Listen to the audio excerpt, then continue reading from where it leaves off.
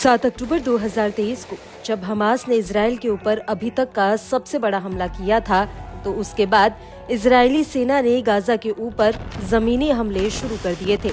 लेकिन गाजा में युद्ध शुरू होने के कुछ ही दिनों बाद लेबनान का हिजबुल्ला और यमन का हूती हमास को बचाने के लिए मैदान में उतर आए थे।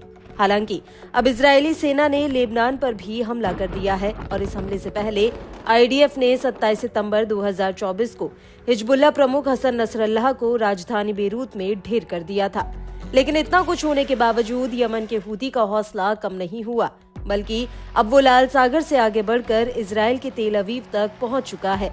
आए दिन तेल अवीव में हूती की मिसाइलें और ड्रोन बरस रहे हैं।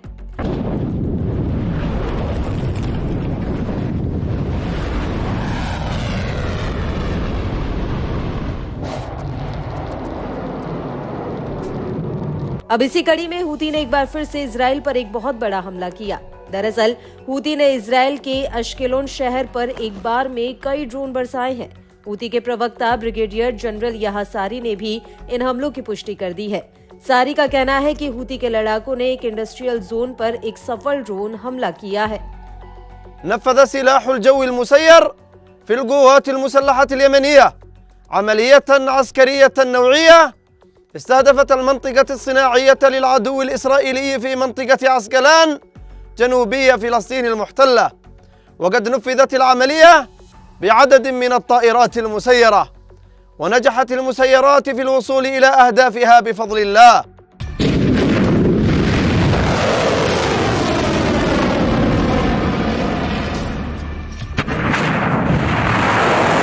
वहीं दूसरी तरफ इजरायली मीडिया ने भी एश्केलोन और नहारिया में धमाकों की खबर दी है। इजरायली मीडिया के मुताबिक लेबनान की तरफ से इजराइल पर ड्रोन फायर किया गया था। हालांकि इस हमले को लेकर इजरायली सेना का कहना है कि ये ड्रोन खुले इलाके में जाकर फट गया।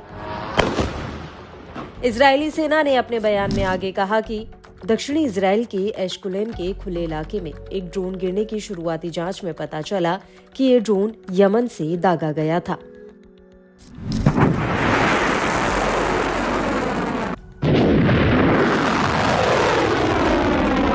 आपको बता दें कि इससे पहले भी हूती ने तेल अवीव में मिसाइल और ड्रोन हमले किए हैं, जिनके जवाब में आईडीएफ के लड़ाकू जेट्स ने यमन के भीतर हूती के बिजली घरों, बंदरगाहों और तेल भंडारण को निशाना बनाया था।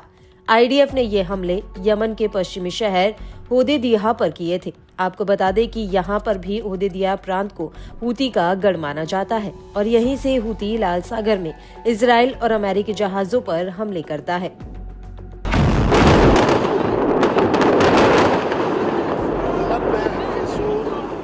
इन सब के बीच आपको ये भी बता दें कि इजराइल पर ड्रोन हमला करने से पहले हूती ने लाल सागर में 3 बड़े हमले किए थे।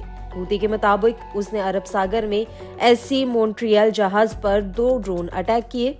वहीं इसी इलाके में एक और जहाज पर क्रूज मिसाइल फायर की। तीसरा हमला भी हुआ जहां पर हूती ने मोटारो जहाज पर कई बैलिस्टिक मिसाइलें दागी। हूती का कहना है कि इन तीनों ही जहाज की कंपनी ने फिलिस्तीनी बंदरगाह पर लगे एंट्री पर बैन का उल्लंघन किया था।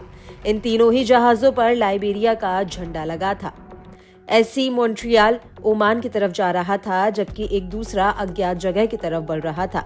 वहीं मोटारो रूस से चीन की तरफ जा रहा था।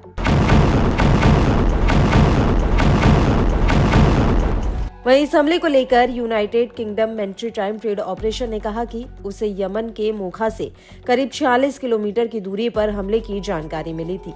जानकारी के मुताबिक उसे जहाज के करीब 3 धमाकों की सूचना मिली, जो अलग अलग समय पर हुए। हालांकि इस हमले में जहाज का चालक दल पूरी तरह से सुरक्षित है। वहीं मोटारो को लेकर जॉइंट मैरीटाइम इंफॉर्मेशन सेंटर का कहना है कि इस जहाज का इजराइल, अमेरिका और ब्रिटेन से कोई लेना देना नहीं था। हालांकि इस जहाज पर हमला इसलिए हुआ क्योंकि इसी कंपनी का एक जहाज इजराइल गया था।